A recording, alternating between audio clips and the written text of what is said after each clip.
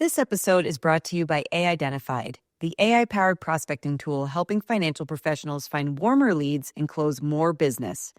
Make lists of ideal clients, see your warmest intro path to each, and hang up on cold calling forever with A-Identified. Check it out at aidentified.com. Warm wins. Welcome to the WealthStack Podcast. I'm your host, Shannon Rosic, the Director of WealthStack Content and Solutions. And guess what? We have our first live podcast here at Schwab IMPACT in San Francisco, and I am fortunate enough to be joined by Alison Dooher, Schwab Advisor Services, Head of Digital Advisor Services. And today's topic, we're going to be taking a glimpse into the future of wealth management technology at Schwab. Alison, it's fair to say you're busy at this event, so thank you so much for joining me. Absolutely, Shannon. Really glad to join you today. It's an exciting conference, an exciting time. I would have to agree, but I do want to start with your background. And I always joke that this is going to be the hardest question you'll get this entire conversation, because I want to know what makes Alison, well, Alison, and take us on the journey, both personally and professionally. Well, you're probably not wrong. This might be the hardest question. So I've been at Schwab for over 25 years now, and I started at Schwab actually because I decided a couple years after college, after working in New York for a few years for another financial services institution, that I didn't want to do that commute. So personally, that was an important factor to me. And I looked around the country and decided where I was going to live first and foremost. And I like to say I headed west to hit the Rocky Mountains and landed at Schwab as a result. Now, I've stayed at Schwab. Folks don't ever ask me to remember why I joined Schwab, but they often do ask what has kept me, for the 25 plus years. And I always start with the reality is the people. It's always really about the people that I get to work with, and that really kind of flavors through my personal life as well. I surround myself with smart, funny people who really like to kind of live purposeful lives, and it's very purposeful at Schwab. And I've gotten the opportunity to do a lot of things. So I kind of say the variety that I've gotten to enjoy at Schwab by doing a bunch of different roles, the people that I get to surround myself with every day, and the fact that I really, really believe in Schwab's mission. And I think Schwab believes in their mission around seeing through clients' eyes. Absolutely. And not to be creepy, but are we neighbors? You mentioned the Rocky Mountains, and I'm out in Denver. We might be. I live closer into the city, so not closer to the campus, but right around Denver University, actually. I've been probably in like kind of a 3 square mile radius for the whole 25 years I've lived in Denver. All right. Well, we'll have to also catch up in person in Denver then, because you are literally 15 minutes down the road from me. So, but don't want to give away too much personal information on the podcast, but I'll see you back in Denver. But I do appreciate you sharing your background and kind of giving some context. So I want to dive into the first segment of this podcast that I call Stats All Folks. It just kind of gets the conversation going. And who doesn't love unpacking data? We're a numbers industry after all. And we found in our own WealthStack study that we published earlier this year, and found that satisfaction with technology has increased substantially, with the percentage of all of our respondents saying that they were very satisfied, rising to about 44% from 37% last year. And those saying they are dissatisfied dropping from 8 to 4%. What's changing? Are we just getting better at these things? I do think it is actually some of that. Giving some thought to this, I think for a period of time, technology was really around the breadth of capabilities, so just having a lot. And then it's really shifted to, I think, quality. So what you're going to put out there and how well is it really solving the problem? Really thinking very holistically and end to end. I've seen kind of an emergence of technology solutions really solving for kind of a full experience and a full journey. And I really think that's contributed to it. I also, for what it's worth, just also think that we've seen advisors really embrace in a more meaningful way technology. And so getting through some of the challenges sometimes with change management or changing how you do things has really contributed to kind of investing in more digital tools, and then really experiencing how much value they can provide and how much, mostly in a lot of ways, time savings back to their days where they can spend more time with their clients. And you've talked before about building and harmonizing a best in class suite of tools. What does best in class mean to you and Schwab, and how do you ultimately measure success around that? Yeah, I think it's interesting. I feel like we're very aligned with how, when I talk to advisors, how they are also thinking about their tech stacks. We are looking to be very meaningful about the tools that we are building, about looking very end to end around the piece of the advisor, whether it's transactional in nature, whether it's supporting an experience or a holistic conversation with clients, making sure that we are investing in kind of maybe the concept really around less is more is the way that I think about it. And so you might see us say, maybe we don't need 4 rebalancing tools. Maybe we need 1, but we really need it to be really great. And it needs to start incorporating more and more of an advisor's needs. And so we'll have the opportunity in the coming years to really take a hard look at that and make sure that we're investing more meaningfully, but maybe across less tools. And I find it interesting because the integration with TD Ameritrade gave you really a wealth of choices and tools and technology. What did you learn from that process, and how has it helped maybe shape Schwab's strategy moving forward? Yeah, I mean, as most folks know, we were very meaningful about how we brought those 2 tech stacks together. And we, particularly on the wealth management side with MyRebel and ThinkPipes and Model Market Center, those were really important adds to our larger ecosystem. And but operationally, right, Schwab Advisor Center is the tool that we decided to keep in place. And some of that is just due to the fact that there was better opportunity to provide a more longer lasting scale opportunity for clients as we think about core transactional experiences like opening accounts and cash transactions and moving money, like updating accounts. So standard transactional. There was a lot of plumbing into our broker dealer infrastructure that was already in place with Schwab Advisor Center, which then allows us to really focus on the experience in and of itself more so than having to rebuild the infrastructure. We're really happy about how those 2 are coming together post integration in the last 12 months. There is certainly a lot of change for a lot of advisors and relearning a new platform and new tools. And we also got the opportunity to really listen and hear some of those biggest kind of friction points for advisors and address them in the last year. We walked into this week and I was looking back at some stats, and it's really nice to see. So as of the end of last month, our platform satisfaction scores are the highest they've been in 5 years. So it's a real validation that not only we brought together the most meaningful parts into a single ecosystem, and there's more to do there to make it feel all connected, but also that the things that we've done in the last 12 months and the key areas where we've decided to invest and improve have really resonated. And there's about 15,000 RIAs on Schwab's platform. You can just tell by being here at the event alone how excited people are just to be here, be part of this network. And with such a vast network of RIAs, how does scale enhance what you offer, and how do you avoid those pitfalls of a one size, fits all solution? Yeah, it's interesting. I mean, philosophically, while we try to build solutions that we can then pivot and repurpose. And so I love the concept of repurpose, and repurpose to me doesn't actually mean one size fits all. And so that often as we develop our solutions and our capabilities internally, the way that we challenge our teams to think about it is it doesn't need to be our experience that an advisor is interacting with to try to accomplish that journey, that experience for their clients, that transaction that they're trying to complete.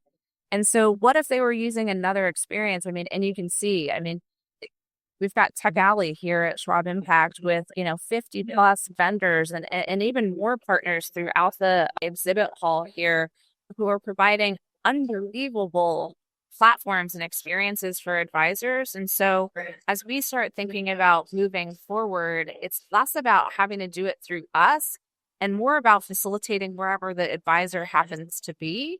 But when we build, we really do try to build that infrastructure and architecture once that can serve both of those needs. So not to confuse it with one size fits all, but there's a huge opportunity for repurposing. And it seems like Schwab has done a very good job of anticipating what advisors need, maybe before they even ask for it. So, what's the secret sauce there, or maybe at least share a few ingredients? It's so funny. I personally am kind of a big fan of spending time in the kitchen, and I like to entertain, and I often have friends, kind of email me and say, "Hey, can you send me the recipe for that thing you made?" And it's always a little bit like, I don't know. I just, we just did it. This is something I make often. And so it's kind of part of my DNA. I don't know how to give you a recipe. But I will say this, just thinking about it, that's also a little bit with how we are at Schwab. It's really, truly kind of part of our DNA. When I talked about the people and what's really kept me here for, 25 plus years, is that I get to work with a team and colleagues that really spend their time seeing through our clients' eyes. I also think there's a huge opportunity with 15,000 advisors to get a ton of different feedback, all sizes, all kind of shapes of businesses, all different specialties of practices. And so that gives us a huge opportunity with all of various listening posts to learn more about them and then help kind of ideate. And so when we hear things from different types of advisors, it starts building new ideas about, oh, well, okay, yeah. Advisor A is doing this over here. Advisor B is doing this over here. But somewhere in the middle, there's this new thing that we think actually could be very meaningful to advisor C, D, E, F, and G, right? So it's just the aspect that we get to work with so many great RIAs across the country that helps drive that recipe. No, that makes sense. And we may have just become best friends because I also love to cook. So I will be asking you for recipe recommendations after this podcast. But in all seriousness, from automation to AI, it's very clear that Schwab is laser focused on empowering advisors with tools, like you said, that simplify, streamline, that are meaningful, purposeful, and ultimately help scale their practices. But I want to get into addressing advisor pain points. Advisors are redesigning their tech stacks for more elegant connection points. What does that actually look like in practice, though? Yeah, there's been an interesting evolution. I've had the opportunity over the past year to kind of really reflect what we've seen in the marketplace, stretching back a decade. And then the evolution, and right, I think we all often see ebbs and flows. So 10 years ago, I feel like there was a proliferation of tools, and advisors were just adding into their tech stack whatever they thought would help kind of solve a very particular need. And what we're actually seeing now in practice is having that many tools at your disposal isn't actually providing potentially the value into their practice, or potentially even the value to their clients to the degree that maybe they originally thought. And worst case, or maybe worse than that, is that the tools don't talk to each other. And so what we're actually seeing is, rather than kind of a very long menu of tools, is advisors being a little bit more thoughtful around, what are the 4 things that I need, and do they talk to each other? And if they don't talk to each other, they are not going to land on my desktop and not going to land as part of my practice. And then maybe round it out with a couple of other kind of core pieces of technology for business. But we are starting to see a trend more towards simplification, with an emphasis on all the tools need to talk to each other. Well, I was going to say, besides data, integration is the other 4-letter word in our industry. So how is Schwab tackling that pain point of maintaining multiple integrations? Now, when I stepped into this role a few years ago, I had always kind of observed and kind of wondered. We would be out in the marketplace saying, oh, we have 200, we have 235, 250 integrations, right? And then the number, and then somebody else would say, I have 255, right? 275. And I remember asking folks, what does that mean? Like, what does the number really mean? And is more better? And so we will, and also, for what it's worth, that number is actually driven by advisor demand. So if there are tools out there in the marketplace that our advisors are looking to use, we will integrate. But what we build to integrate is going to be less about kind of more types of integrations, and way more about the quality of the integration. Are they bi-directional? are we driving it easily so that actually we're coming to you when there's something you need to know versus you checking in with us, asking if you need to know? And so the next kind of several years, again, it's going to be less is more and quality is king. I love that. And beyond integrations, the other big topic, obviously, in our industry is artificial intelligence. While it's offering huge possibilities, it certainly raises a fair amount of concerns. So I'm curious, how does Schwab approach AI, and how are you building trust between advisors and their clients? And I know that this is something that's top of mind for you guys right now. Yeah, actually. So we've been spending a lot of time across Schwab wide, across the firm, thinking about how we are going to incorporate AI into our practice internally. And not surprisingly to hear for anybody listening, our industry is complex. We ask our service professionals at Schwab to know a lot of information to help advisors. And the resources that we put at their disposal are long and complex and relatively timely to kind of get the answer you're really looking for. So we're immediately focused on how can we actually help our service professionals help advisors by teeing up through large models, natural language question asking to really kind of tee up a really concise but very specific answer when we're getting questions. And the fact that we're actually rolling this out internally allows our experts in the field to tell us whether or not it was done well. Was it the right answer? Did it give us what they needed and what the advisor needed? How do we actually have to think about our source material potentially differently to drive that level of experience? And we'll spend some time running that model and perfecting that model. But there's a huge opportunity for us to actually externalize that directly to advisors so that they can come to us directly in digital channels and get the answers they need even faster. So we are going to start thinking about knowledge first and foremost. I do see the way that we are also talking to a lot of advisors and how they're utilizing AI is really around supporting their engagements with clients. How can they prepare for their client meetings? How can AI help them gather across the vast amount of information they have related to their clients, whether it's, CRM sourced data relative to upcoming life events, any sort of changes in the relationship that they've had with the client, any follow-ups from the last conversation, right, that will help them kind of say, hey, last time we talked, I remember that you told me this. Let's revisit that topic. It helps support the personal connection that advisors can drive. And then secondarily, all that lets them do is then focus more in the moment with their client. And that personal connection is not something that we believe is going to leave this industry anytime soon. And technology is really just there to actually help support the personal relationship. By no means replace it. No, I completely agree. I've always said it's the ultimate co-pilot.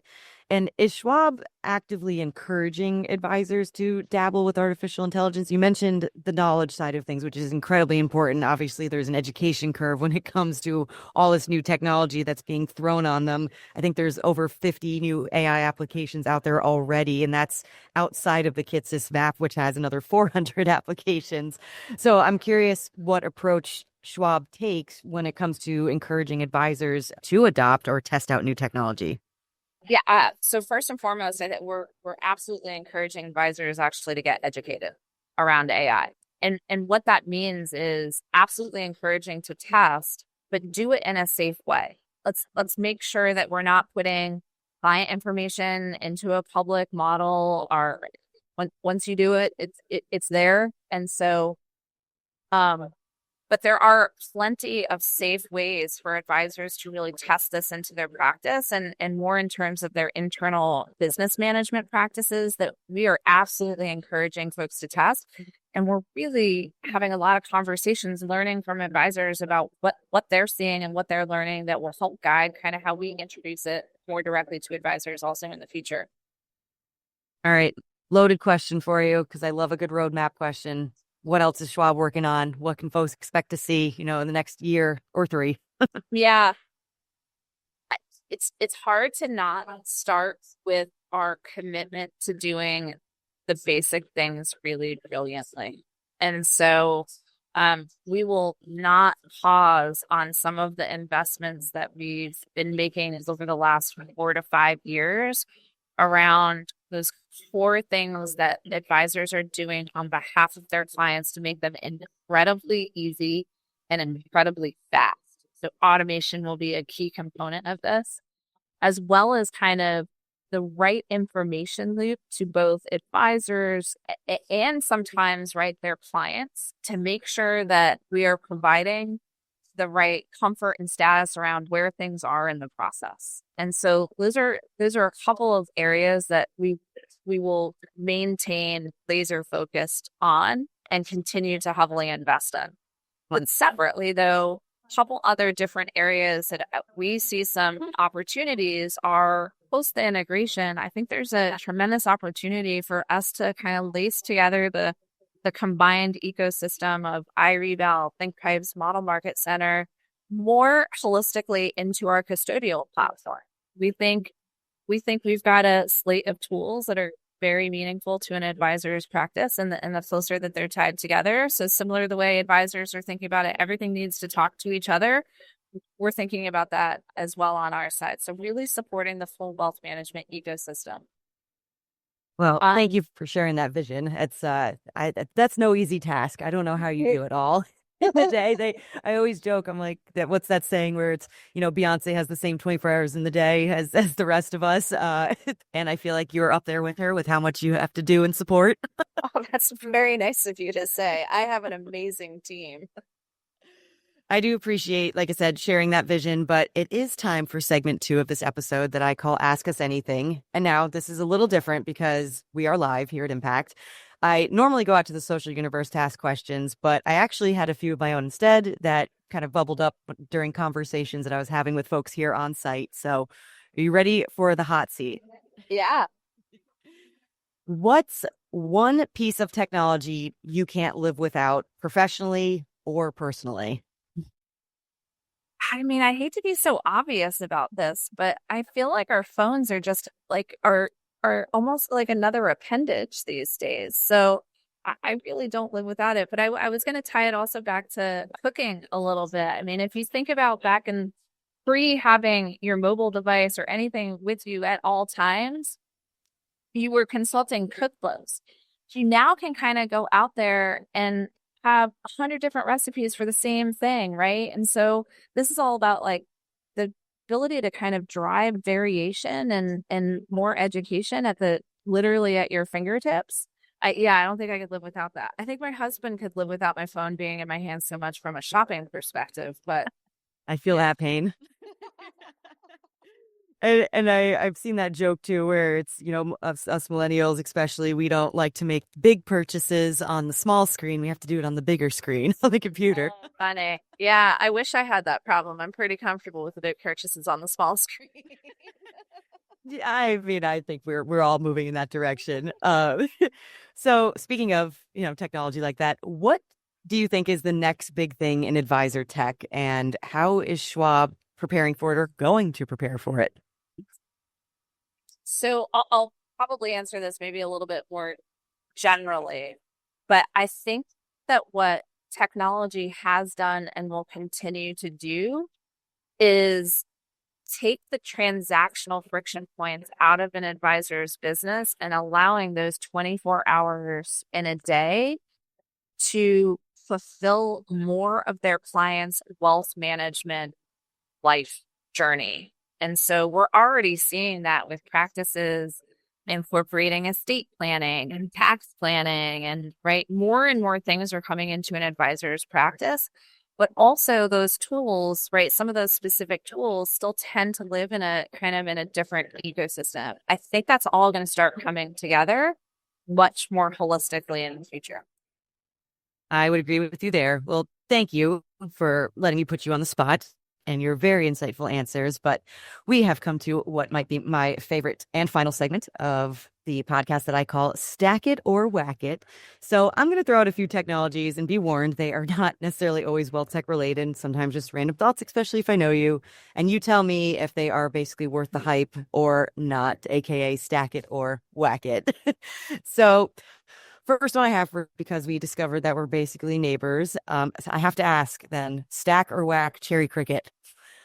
Dak, you got to do it at least once. I will admit I haven't been there in years. And separately, I'll share some other great burger spots with you in Denver. But you got to do the cricket. Oh, absolutely. And as Allison said, for folks listening, the Cherry Cricket is a staple burger spot in Denver, and it's a build your own and choose your own adventure and experience. Is you can put any toppings you want on a burger. It can get pretty unhinged, but it's a lot of fun. So I would have to agree with you. Definitely stack it. All right. So back to the tech side of things. Last one for you. Stack or whack portfolio visualization tools. Everybody sees things better through pictures. I mean, the evolution of culture, we've become a picture culture, and a very visual culture. And the ability for visualization to actually simplify what is otherwise a really complex topic for clients, I think has been a game changer. Allison, it has just been an absolute pleasure chatting with you and getting to know you a bit more. And I'm so glad that we could do this here in person at Schwab IMPACT here in San Francisco. Please just tell listeners where they can find out more about you and what you're working on at Schwab. Oh, thanks. Yeah. Schwab Advisor Center. There's several different places where folks can learn about what's coming up next. We have lots of menus on both the public site and also for advisors who are clients of Schwab. There is often a what's new button that you can click. And we also send out really quarterly updates on what's coming up in the next 2 to 3 quarters. So take a look. There's a lot coming. Love it. Thank you for sharing. And be sure to like and subscribe to the WealthStack podcast on all major podcasting platforms and follow all things WealthStack on wealthmanagement.com, LinkedIn, and X. And if you want the in-person WealthStack experience, join me June 10th through 12th at the Boca Raton Resort in Florida for Wealth Management Edge. Thank you all for tuning in. This episode is brought to you by Identified, the AI-powered prospecting tool helping financial professionals find warmer leads and close more business. Make lists of ideal clients, see your warmest intro path to each, and hang up on cold calling forever with Identified. Check it out at aidentified.com. Warm wins.